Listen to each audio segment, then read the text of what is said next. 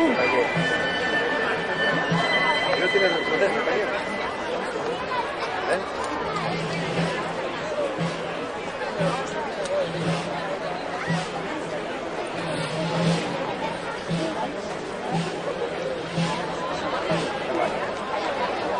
Vamos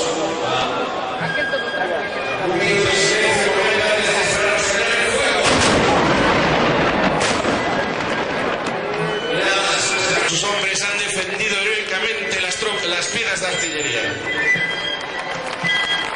También nos acompaña un grupo de Asturias, el cual forma parte de la unidad francesa.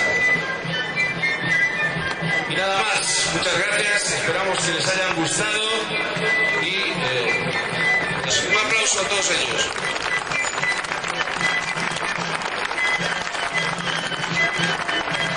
Ahora todas las tropas saldrán desfilando por el paseo marítimo en dirección al campamento.